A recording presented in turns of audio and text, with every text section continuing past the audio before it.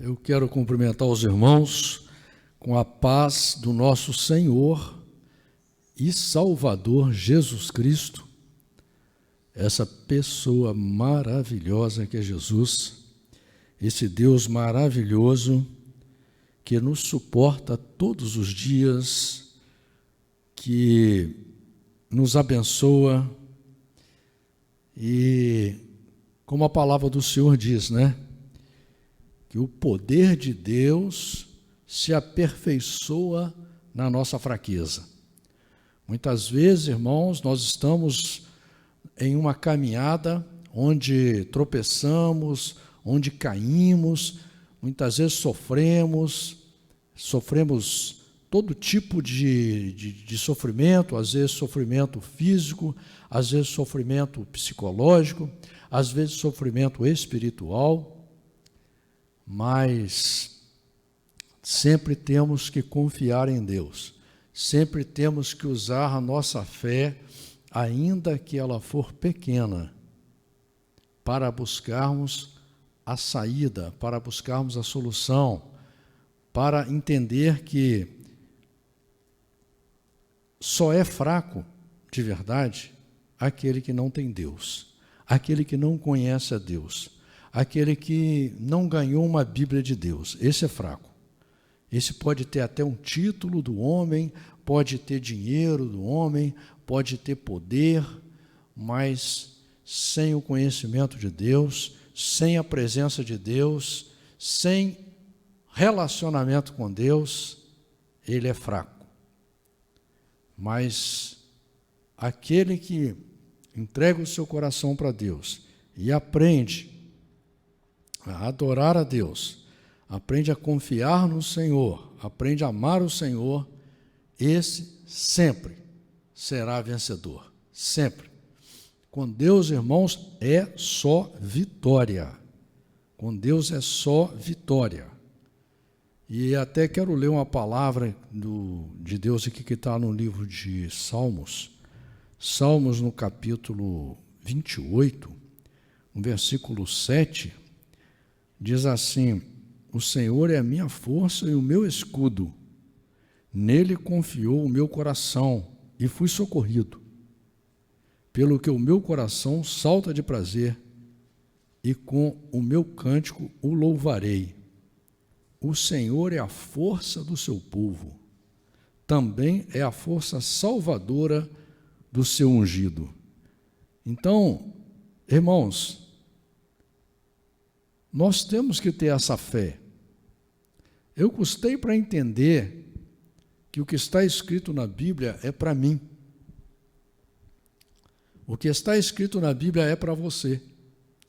Muitas vezes você vai na igreja ou você tira uma palavra na Bíblia e você acha que aquela palavra ela não é para você. E se você sentir que alguém está falando aquela palavra para você, você se revolta. Mas, irmãos, tem que ser o contrário, que a Bíblia diz que Deus é conselheiro, a Bíblia diz que Deus, Ele quer o melhor para nós, entendeu? Então, tudo o que está escrito na Bíblia é para nos dar conhecimento, é para nos ensinar um caminho, nos ensinar um projeto. Você tem que entender que você aqui na terra, você está vivendo debaixo do projeto do homem, que na sua maioria está sendo governado por demônios, por pensamentos malignos, pensamentos horríveis. E muitas pessoas boas, pessoas trabalhadoras, pessoas que amam suas famílias, pessoas que às vezes querem andar no caminho do bem, elas acabam andando no caminho errado, porque não entendem o processo de degradação da sociedade humana. Quando você olha para a história da humanidade, você vê aí pessoas poderosíssimas destruindo a vida de milhares de pessoas. Estamos no século 21, irmãos. Há vários lugares no mundo hoje que estão em guerra. E as pessoas que estão morando nesse país que está em guerra, imagina o sofrimento delas. Você já parou para pensar nisso? Que de um minuto para outro a pessoa já não tem mais o seu comércio, já não tem mais a sua casa, já é família separada, espalhada. Você já pensou que tragédia? Um mundo com tanta modernidade, com tanta coisa maravilhosa. Olha quanta bondade de Deus, a ciência, porque toda a ciência é dada por Deus, né? Todo bem é dado por Deus, né? Você vê, por exemplo, nós temos ar-condicionado, olha que coisa abençoada, né? Ventilador, luz elétrica, olha que coisa abençoada, irmãos, olha quanta coisa abençoada tem. Você vê nos tempos aqui de Moisés, tempo de Abraão, tempo de Jacó, essas pessoas não tinham todo esse conforto, toda essa modernidade. Imagina a dificuldade que era a vida deles. Aí a nossa geração é a geração mais abençoada que já pisou nesse planeta. Além de nós termos todo esse conforto que Deus trouxe para nos humanizar, Deus ainda nos dá o conhecimento. Nós temos uma Bíblia escrita. Jacó não tinha uma Bíblia. Abraão não tinha uma Bíblia. Ló não tinha uma Bíblia. Jó não tinha uma Bíblia. Você tem uma Bíblia. Você tem um projeto de Deus escrito, completo. E além do mais, irmãos, hoje você pode vir à igreja. Você tem igreja para vir. Igreja com ar-condicionado, com luz elétrica, com cadeiras confortáveis, não é? Você vem de carro confortável, no mínimo você vem numa bicicleta, e se vem a pé, você vem andando pela calçada, tem luz para clarear. E qual o valor que nós estamos dando em todo esse benefício que Deus tem nos dado? Nenhum valor. E é por isso que o presbítero Paulo estava falando aqui a respeito das virgens, a parábola das virgens, né? Porque o tolo, irmão, ele pode receber o benefício que for, ele não vai saber usar o benefício, não vai. Já o sábio, aquele que abre o seu coração, aquele que entrega o seu coração para Deus, esse sempre o Espírito de Deus vai orientar ele. Por isso que a Bíblia diz que nós somos o templo do Espírito Santo de Deus. Mas o nosso coração tem que estar aberto para isso, irmãos. Nós temos que estar constantemente examinando a nós mesmos, prestando atenção nas nossas atitudes, nos nossos pensamentos, para que através da nossa atitude a gente consiga mudar. Porque ninguém vai mudar a gente. Pastor nenhum vai te mudar. Nenhuma religião vai te mudar, nenhuma igreja vai te mudar. A tua mulher não vai te mudar, o teu marido não vai te mudar, os teus filhos não vão te mudar. Porque nós não ouvimos ninguém, essa é a verdade. Você só ouve aquilo que te interessa. A única coisa que pode mudar você é a Bíblia, porque ela tem poder. Aqui tem a mão de Deus, esse é o único livro na terra que é vivo. Quando você lê, ele tem o poder para transformar você. É a única palavra que pode te transformar. Se o teu coração não for duro como pedra, duro como ferro, né? E o Espírito de Deus, se você não for rebelde, porque Jesus diz, eis que estou à porta e bato, 24 horas o Senhor bate a porta da nossa vida, bate a porta do nosso coração, como diz a irmã Luísa aqui, Deus fala conosco todos os dias. Deus nos observa 24 horas por dia. Você pode entrar no buraco mais profundo da terra que o Senhor vai estar lá, Deus vai estar lá. Você pode subir na maior altura, Deus vai estar lá. Não há lugar que Deus não esteja e que não possa ver, não possa ouvir ou não possa ajudar. Que a Bíblia deixa claro sobre isso, o livro de Isaías fala claro sobre isso. Eis que a mão do Senhor não está encolhida que ele não possa salvar. Os ouvidos dele não estão agravados que ele não possa ouvir. Então, agora, aonde está o erro? Aonde está o problema? Está em nós. Nós. Porque não confiamos em Deus. A nossa fé é demasiadamente pequena e contaminada pelo nosso gênio terrível, contaminada por tudo que essa sociedade podre colocou em nós desde criancinha. Desde criancinha. Você tem que entender isso, irmãos. Existe uma guerra contra a sua vida. Não se esqueçam que o Rei dos Reis, o Senhor dos Senhores, a pessoa mais perfeita que já pisou aqui na terra, pessoa maravilhosa, a igreja matou ele, a igreja, as pessoas que se diziam de Deus, se diziam do bem, mataram Jesus e soltaram um assassino e ladrão. Esse é o pensamento do mundo.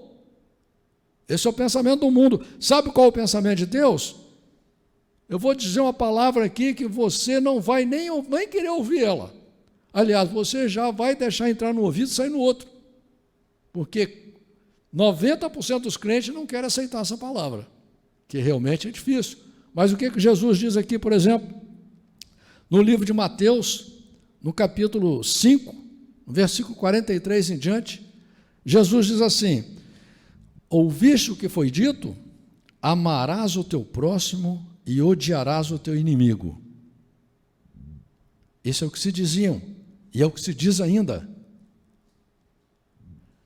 Eu, porém, vos digo, amai a vossos inimigos, bendizei os que vos maldizem, fazei bem aos que vos odeiam, e orai pelos que vos maltratam e vos perseguem, para que sejais filhos do vosso Pai que estás no céu.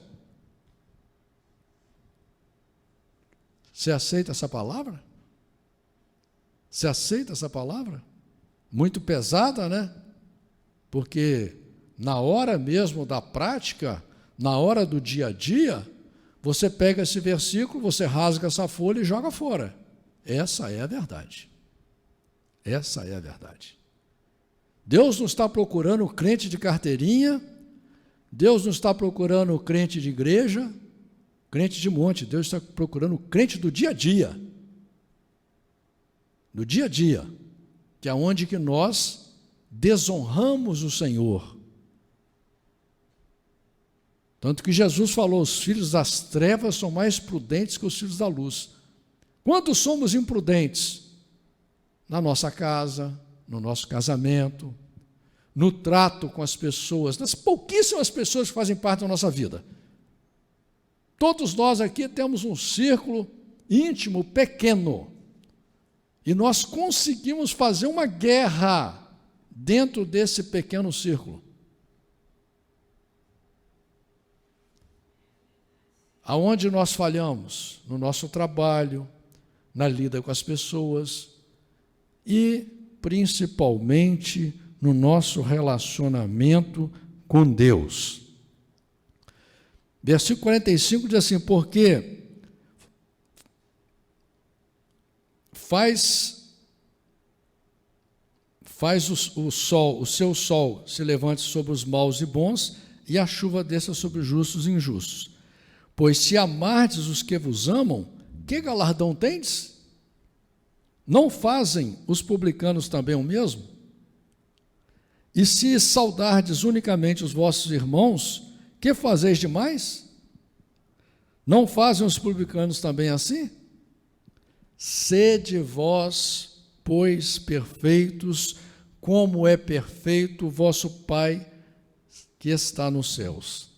Olha só a palavra de Deus para nós. Porque as pessoas estão pregando um Deus aí, irmãos, que é um Deus que só faz a tua vontade. Isso não existe. Deus tem um projeto para o futuro, um projeto de ressurreição e vida eterna. A igreja tinha que estar preocupado em preparar você para o dia de hoje. Para o dia de hoje. A igreja está pregando o final dos tempos, que ninguém sabe quando será. Nós pregamos o dia chamado hoje, por quê? Porque hoje você pode morrer. Hoje ainda você pode morrer. Hoje ainda eu posso morrer.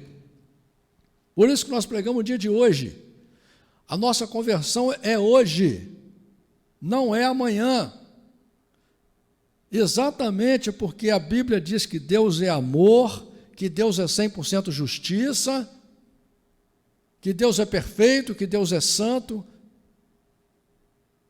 Exatamente por isso que ele tem que ser rigoroso. Ele tem que ser rigoroso. Não tem jeitinho com Deus, não tem enganação, não tem fingimento, não tem hipocrisia, não tem falsidade, não tem conversa fiada com Deus. Pelo amor de Deus, vamos acordar, vamos ser honestos, vamos ser sinceros. Deus está nos dando a oportunidade de nós estarmos preparados como aquelas virgens que se prepararam para poder viver em um mundo perfeito, um mundo maravilhoso, um mundo eterno, viver eternamente, governado com Deus. Irmãos, o casamento com Deus é eterno. Você está acostumado com um pensamento totalmente equivocado, um pensamento humano errado, um pensamento terreno, que você, quando se apaixona por alguém, você se encanta por alguém ou por alguma coisa, você faz das tripas o coração, você faz de tudo. Você fica maravilhoso, você fica perfeito. Mas daqui a pouco, como você age apenas como um animal, apenas com o seu instinto material, né? Com o pensamento desse mundo materialista aí, o que acontece? Meia hora depois você não quer mais nada com aquela pessoa, você já está tratando aquela pessoa como qualquer um, como qualquer coisa. Aquele carro maravilhoso que você amava também, você já perdeu a graça com ele e vai por aí fora, porque você, como animal, você é insatisfeito, entendeu? Para casar é uma beleza, mas olha o que acontece com os casamentos aí.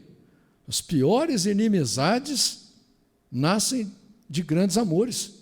Olha que coisa ridícula, olha que contrassenso, olha que absurdo, entendeu? Por quê? Porque a pessoa perdeu o interesse. Por que ela perdeu o interesse? Porque ela é uma tola, uma pessoa que está pensando só com o corpo, não é?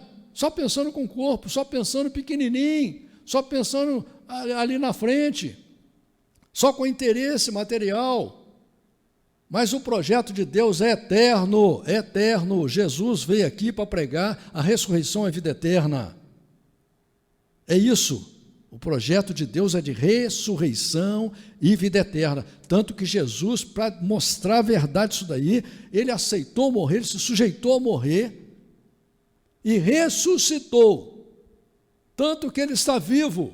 Todas as pessoas cristãs no mundo professam a existência atual de Jesus.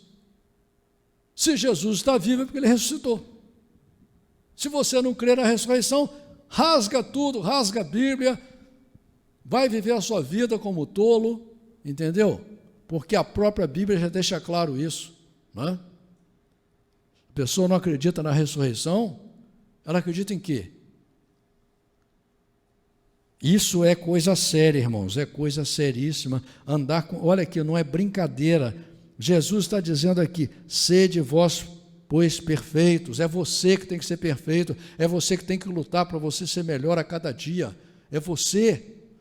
Enquanto você está olhando para o outro, está acusando o outro, o diabo está usando você para acusar os outros, o diabo está usando você para ver defeito nos outros. O diabo está usando você para ver defeito na igreja, para ver defeito em pregação, para ver defeito em louvor, para ver defeito em tudo. É o diabo que está te usando. Porque Deus te chama para ser humilde, para ser simples. Deus te chama para ser bom. Deus te chama para você amar o seu inimigo, para você orar pelo seu inimigo. A pessoa está te perseguindo, Deus fala para você: olha, você tem que orar por ele. Ajoelha e fala: Senhor, tem misericórdia. Imagina a situação de uma pessoa que está vivendo, servindo ao diabo. Uma pessoa que está roubando, que está enganando, que está prejudicando alguém. A situação dela é terrível. É terrível. Você é um abençoado, que você está procurando andar no caminho do bem. Então, a palavra do Senhor aqui é perfeita. É perfeita. E isso é coisa seríssima, irmãos. Estamos lendo aqui o livro de Levítico, capítulo 9.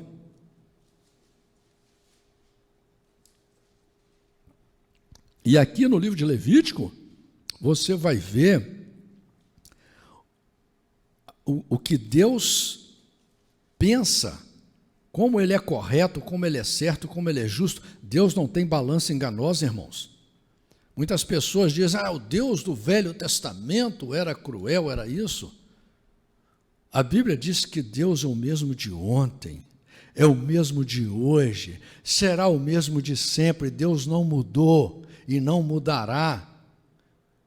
Não adianta você ficar nesse evangelho aí de conversinha fiada, de mentira, se achando que você pode ser do jeito que você quiser, que Deus vai te levar para o céu para viver com Ele, porque não vai. O projeto de Deus é coletivo. Coletivo, você vai ter que ser uma pessoa diferente lá no céu, você vai ter que amar todo mundo lá, você vai ter que andar correto, você vai ter que viver do bem, você vai ter que ter controle sobre o seu corpo, sobre o seu pensamento, sobre a sua vida, você vai ter que ter personalidade para enfrentar o mal, você vai ter que passar pelo milênio. Olha só, o milênio vai ser uma bênção, mas e depois do milênio? Que quando Deus soltar demônios pior do que esses que estão aqui, como que você vai ser? Você vai cair? É isso? Se a tentação apertar para o seu lado, você cai? Deus quer que você tenha uma personalidade forte. Deus quer que você construa a sua casa na rocha. A rocha é a Bíblia. A rocha é a palavra, Jesus é a palavra. Você tem que construir o seu relacionamento com Deus em cima da palavra de Jesus e ter um relacionamento com Jesus sério. Capítulo 9 de Levítico, versículo 1, diz assim: E aconteceu o dia 8º que Moisés chamou Arão e seus filhos e os anciãos de Israel, e disse a Arão: Toma um bezerro para expiação do pecado e um carneiro para holocausto, sem defeito, e traze-os perante o Senhor. Depois falarás aos filhos de Israel, dizendo: Tomai um bode para expiação do pecado, e um bezerro e um cordeiro de 1 ano, sem defeito, para holocausto. Também um boi e um carneiro para sacrifício pacífico, para sacrificar perante o Senhor, e a oferta de alimentos amassada com azeite, porquanto hoje o Senhor vos aparecerá. Oh, meu Deus, que bênção, que glória! Então trouxeram o que ordenara a Moisés diante da tenda da congregação, e chegou-se toda a congregação e se pôs perante o Senhor. E disse Moisés: Esta é a coisa que o Senhor ordenou que fizesseis, e a glória do Senhor vos aparecerá. E disse Moisés a Arão: Chega-te ao altar e faze a tua expiação do pecado e o teu holocausto, e faz a expiação por ti e pelo povo, depois faz a oferta do povo e faz a expiação por eles, como ordenou o Senhor. Você vai ver uma referência aqui, irmãos, lá no livro de Hebreus, no capítulo 5, no versículo 1 e 3, no capítulo 7, versículo 27, no capítulo 9, versículo 7. Então Arão se chegou ao altar e degolou o bezerro da expiação, que era por si mesmo. E os filhos de Arão trouxeram-lhe o sangue, e molhou o seu dedo no sangue e os pôs nas pontas do altar, e o restante do sangue derramou à base do altar. Mas a gordura e os rins e o redenho do fígado de expiação do pecado queimou sobre o altar, como o Senhor ordenara a Moisés. Porém a carne e o couro queimou com fogo fora do arraial. Depois degolou o holocausto, e os filhos de Arão lhe entregaram o sangue e espargiu sobre o altar em redor. Também lhe entregaram o holocausto nos seus pedaços com a cabeça e queimou sobre o altar. E levou a fressura e as pernas e as queimou sobre o holocausto no altar. Depois fez chegar a oferta do povo e tomou o bode da expiação do pecado, que era pelo povo, e o degolou, e o preparou por expiação do pecado como o primeiro. Veja bem que interessante aqui, olha, o sacerdote tinha que fazer expiação pelo pecado dele e também expiação pelo pecado do povo. Isso já mostra que nós também temos que viver preocupado com o povo, com as pessoas. Fez também chegar o holocausto e ofereceu o segundo rito. E fez chegar a oferta de alimentos, e a sua mão encheu dela, e queimou-a sobre o altar, além do holocausto da manhã. Depois degolou o boi e o carneiro em sacrifício pacífico, que era pelo povo, e os filhos de Arão entregaram-lhe o sangue, que espargiu sobre o altar em redor, como também a gordura do boi e do carneiro, a cauda e o que cobre a fressura, e os rins e o redenho do fígado. E puseram a gordura sobre os peitos, e o queimou a gordura sobre o altar. Mas os peitos e a espada direita Arão ofereceu por oferta movida perante o Senhor, como Moisés tinha ordenado. Depois Arão levantou as suas mãos ao povo e os abençoou. Desceu, havendo feito a expiação do pecado e o holocausto e a oferta pacífica. Aqui você vai ver uma referência lá no livro de Salmos, capítulo 28, versículo 2, livro de 1 Reis, capítulo 8, versículo 22, Lucas, capítulo 24, versículo 50, Números, capítulo 6, versículo 23 a 27, Deuteronômio, capítulo 21, versículo 5. Então aqui, irmãos, tem uma passagem muito interessante que diz que depois Arão levantou as suas mãos ao povo e o abençoou. Então, essa questão de imposição das mãos, da gente levantar as mãos para orar, é muito importante, porque, como diz lá no livro de Números, capítulo 6, no versículo 23 em diante, Deus fala para a gente abençoar as pessoas, colocando o nome dele sobre as pessoas. Por isso que nós, quando cumprimentamos as pessoas, nós falamos a paz do Senhor, porque você está cumprimentando a pessoa, está colocando o nome de Deus sobre aquela pessoa e desejando a paz de Deus, porque nós não temos paz para dar para ninguém, né, irmãos? Versículo 23, então entraram Moisés e Arão na tenda da congregação, depois saíram e abençoaram ao povo, e a glória do Senhor apareceu a todo o povo, porque o fogo saiu de diante do Senhor e consumiu o holocausto e a gordura sobre o altar, o que vendo todo o povo jubilaram e caíram sobre as suas faces. Você vai ver uma referência lá no livro de 1 Reis, capítulo 18, versículo 38 e 39, 2 Crônicas, capítulo 7, versículo 1 e 3, Esdras, capítulo 3, versículo 11. Então aqui, irmãos, veja bem que esse pessoal teve a oportunidade de ver a glória do Senhor, teve a oportunidade de ver o fogo do Senhor consumindo aquele holocausto, né? Imagina a presença de Deus, o poder de Deus ali. E hoje a gente lê isso e as pessoas acham que isso é uma alegoria. As pessoas acham que isso é uma fantasia, acham que isso é uma história, que isso não acontece mais, não acontecerá. Esse é o problema do crente que não se firma na Bíblia, na palavra de Deus,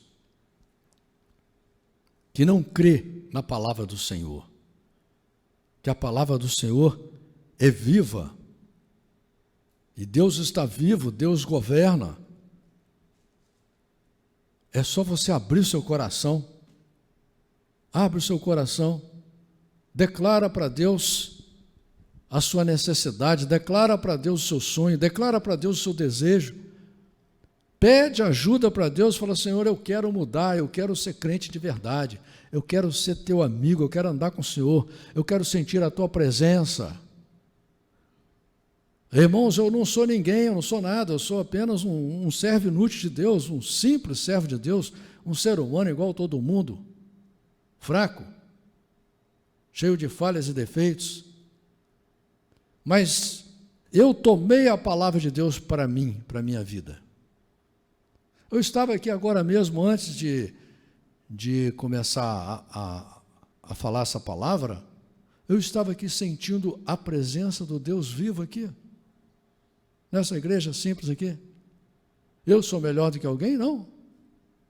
Mas eu creio nisso daqui, porque é o que a palavra de Deus me garante, entendeu?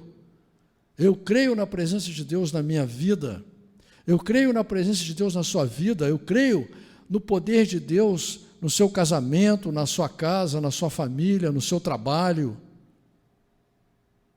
Tudo que eu tenho de material, tudo de bom que eu tenho foi Deus que me deu. Nada eu consegui pela minha força, pelo meu esforço, pelo meu trabalho ou pelo meu ministério. Nada. Todo bem material que eu tenho é Deus que me deu, é Deus que me dá. É Deus quem me sustenta. Porque o que eu creio nisso. Entendeu, irmãos? Estou passando um testemunho para que você entenda que o que está escrito na Bíblia, que serviu para essas pessoas aqui há mais de 4.000 anos, é a mesma palavra para você hoje. E se você não tem sentido a presença de Deus na sua vida, é porque você não está crendo direito. Você não está assumindo a palavra de Deus, você não está pegando a palavra de Deus para você. Você está excluindo a Bíblia da sua vida. Tem gente, quando você fala de Bíblia, fala, não, eu gosto muito de provérbios, algumas coisas de salmos. Nossa, lá em casa a Bíblia fica aberta no Salmo 91. Entendeu? Como se fosse um amuleto. A palavra de Deus é o próprio Deus falando com a gente, irmãos. Agora, se você não aceita, se Deus fala para você ir para a direita, você quer andar de acordo com o seu pensamento, se Deus fala para você ir para o norte, você quer ir para o sul, não vai adiantar nada. Nem muita gente, nem com a presença de Deus aqui, nem com os 10 milagres, nem Deus abrindo o mar, nem Deus abrindo o Rio Jordão, adiantou para eles. Jesus curou 10 leprosos, para 9 não fez diferença nenhuma. Agora, você que tem que dizer para você mesmo, a oração foi feita para isso. A oração foi feita para quando você estiver falando com Deus, você olhar para você, porque é você falando com Deus. E você mudar, porque se você ficar rezando, você não vai chegar a lugar nenhum, não. Entendeu? Amém, irmãos? Louvado seja Deus.